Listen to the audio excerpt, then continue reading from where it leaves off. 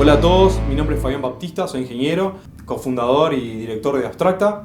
Participé en el proyecto de coronavirus en el área de testing y bueno, les vengo a contar un poco de qué se trata. Como todos saben, en marzo del 2020 se detectaron los primeros casos de coronavirus en Uruguay y a partir de ahí, con el objetivo de evitar el colapso sanitario, se desplegaron un montón de sistemas en un tiempo récord.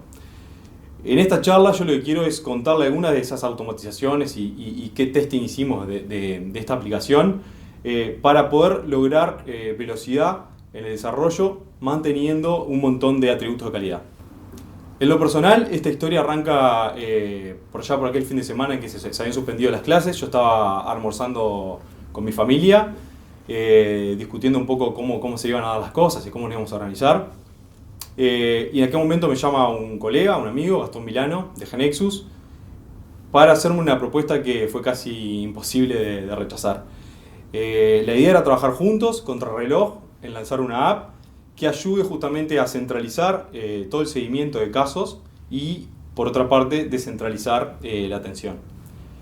La verdad que era una oportunidad única de hacer algo con impacto nacional, un sistema de alta complejidad que había que ponerlo en producción con una alta calidad y en poco tiempo.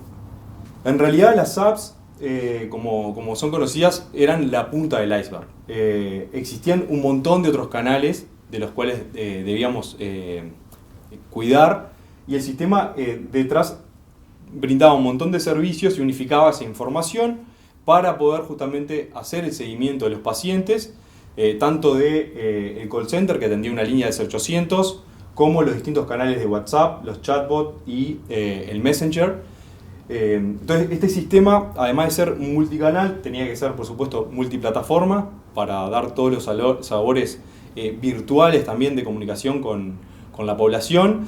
Y bueno, era un desafío tremendo. Teníamos que actuar rápido, en 3 semanas liberar, y a nosotros nos tocaba ayudar con el testing y en particular con distintas automatizaciones, porque no solo, como decía, había que hacerlo rápido, sino que había que considerar varios factores de calidad.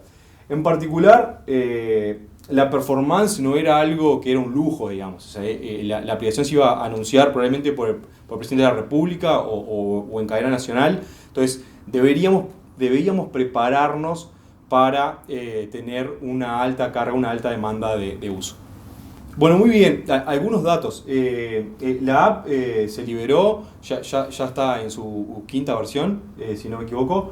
Tiene más de 550.000 descargas, 300.000 personas son usuarios activos de la aplicación que la usan tanto para registrar o consultas como fuente de información diaria.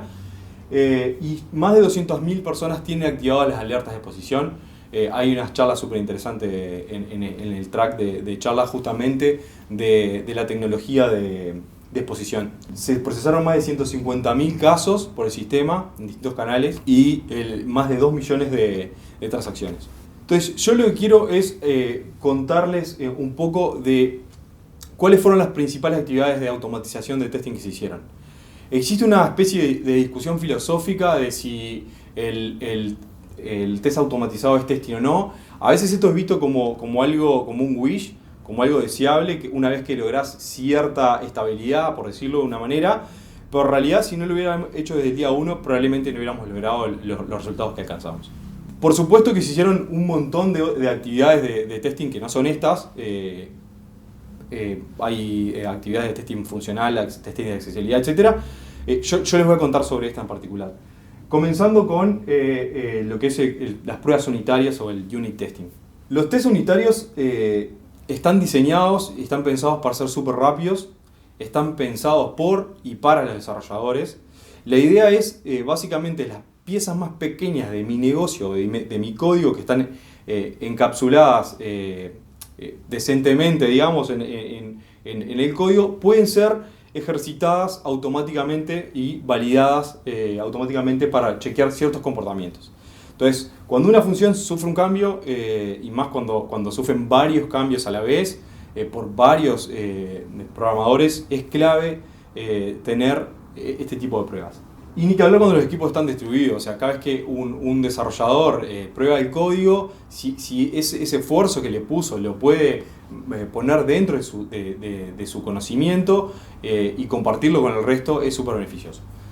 Por ejemplo, un objetivo clásico, digamos, podría ser alcanzar un 80% de cubrimiento en el código. Este es un objetivo bastante clásico. En particular, nosotros teníamos dos procedimientos o funciones que eran claves en el sistema. Una era categorizar los datos del paciente. Es decir, cuando la persona ingresaba o sus síntomas o los datos de contacto que ha tenido, un algoritmo clasificaba del 1 al 7 el nivel de riesgo y en base a eso se tomaban muchas acciones. Pero ese era claramente una pieza fundamental del sistema. Y el otro, por supuesto, el ingreso de síntomas.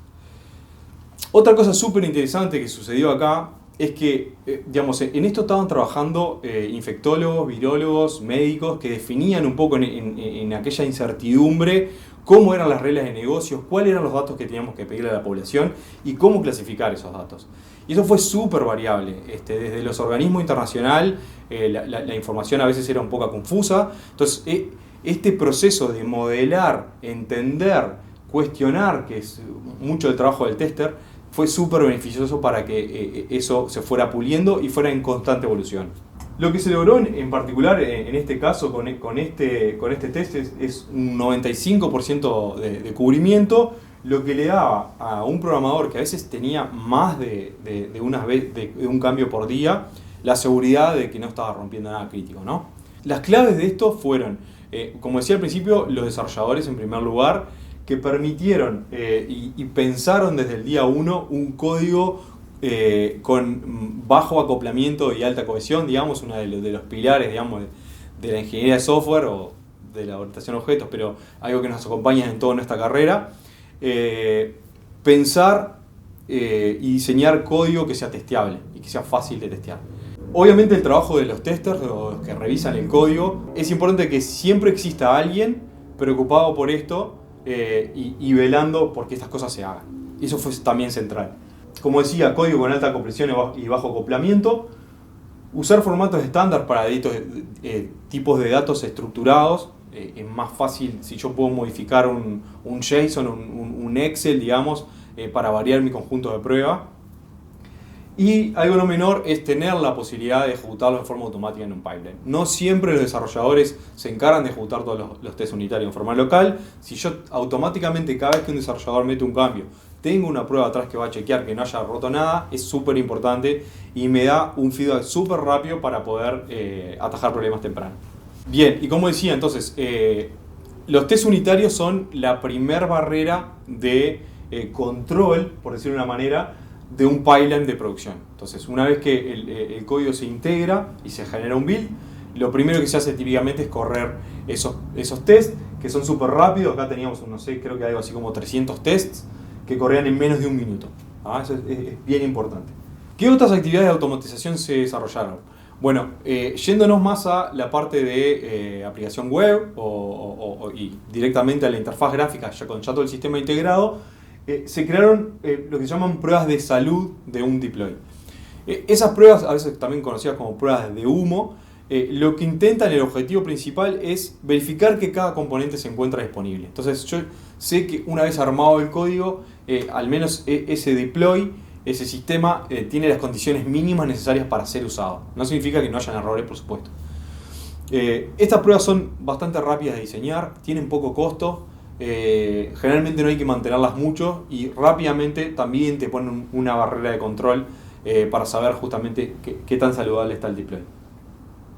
Y después sí, la clásica automatización de interfaz gráfica que se realiza en web, ya son pruebas funcionales, típicamente se usan lo que llaman pruebas de regresión, en donde el objetivo es verificar que lo que ya estaba funcionando bien continúe funcionando bien bajo cambios.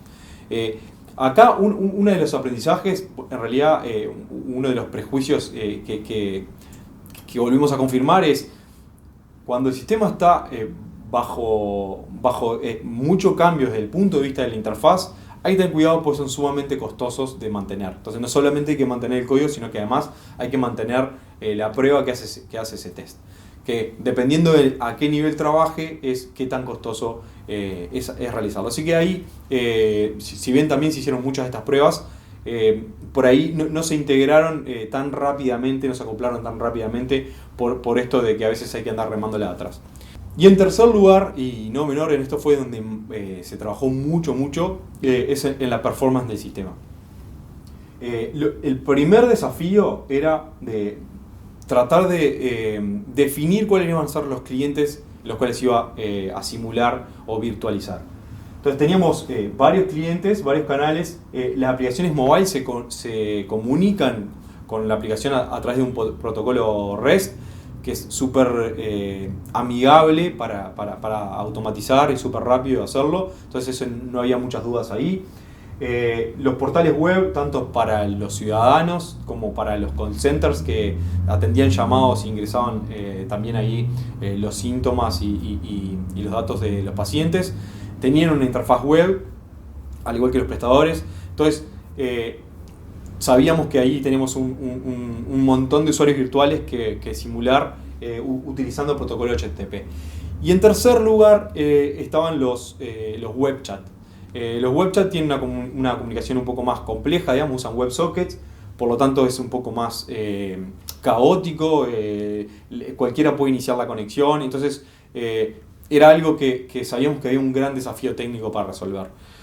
Y bueno, la performance en sí, como decía al principio, no era un lujo, era algo que teníamos que cuidar desde el día 1. Imagínense, gente con ansiedad y habiendo recién viajado, queriendo comunicarse, a veces las líneas de call center estaban saturadas.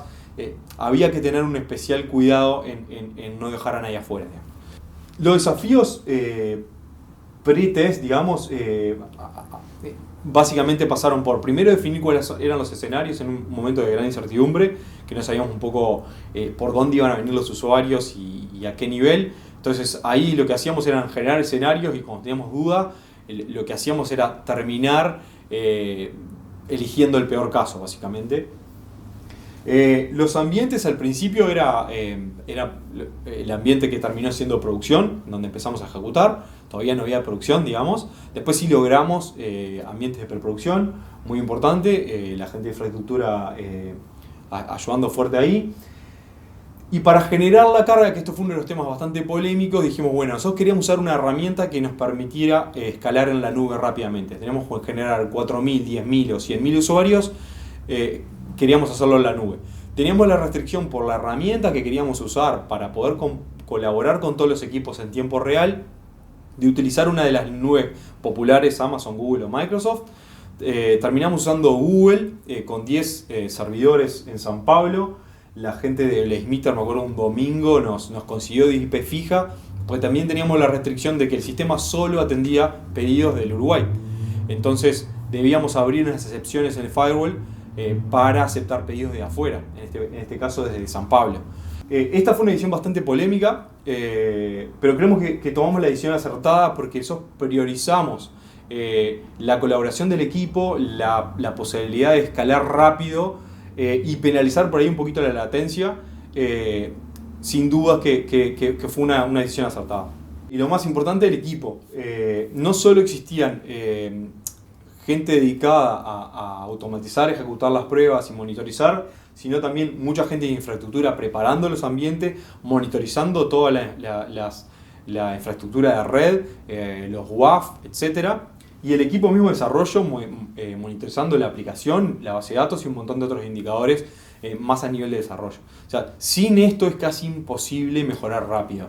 Es todos detrás del mismo objetivo, que es que la performance del sistema sea buena. Un dato no menor también es que la gente que trabajaba o trabajamos 24/7, digamos, fines de semana y en forma horaria. Eso le daba un condimento extra a este proyecto, sin duda. Les traje un ejemplo bien concreto de cómo fue la cosa. A la semana ya de haber arrancado el proyecto, ya teníamos los primeros scripts automatizados simulando 1000 usuarios virtuales ejecutando transacciones permanentemente en el sistema durante 1 hora y media. Esos 1000 usuarios entonces hacían 100 transacciones cada uno y el primer resultado que logramos fue algo así como 70 segundos en los tiempos de respuesta promedio. Ese día, me acuerdo, ese domingo nos fuimos a dormir bastante preocupados, a pesar de que recién hacía una semana que habíamos arrancado, porque bueno, encontramos cosas por todos lados. El 25% de los pedidos daban errores y el sistema estaba aceptando unos 27 hits por segundo aproximadamente, algo muy bajo para lo que esperamos. Ya 24 horas después, y un poco para mostrar la evolución, los tiempos de respuesta, trabajando bueno, el equipo de infraestructura, el equipo de desarrollo y por supuesto el equipo de automatización ajustando los scripts, 20 veces el tiempo de respuesta mejorado, los errores cayeron a un 10%, o sea de 24 a un 2% de errores, y el throughput se multiplicó por 10. Este ejemplo lo traje en realidad buscando allá los orígenes de cómo había arrancado este proyecto y me sorprendí encontrando esto. Fue realmente muy grande el salto que se dio en poco tiempo.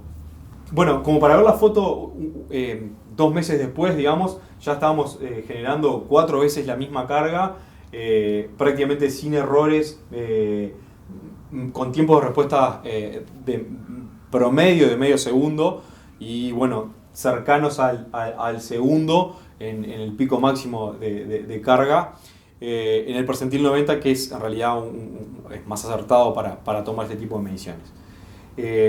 Para que tengan idea, más o menos, cada vez que se hacía un anuncio por parte de la presidencia, los servidores recibían algo así como 2,5 millones de hits en 10 minutos.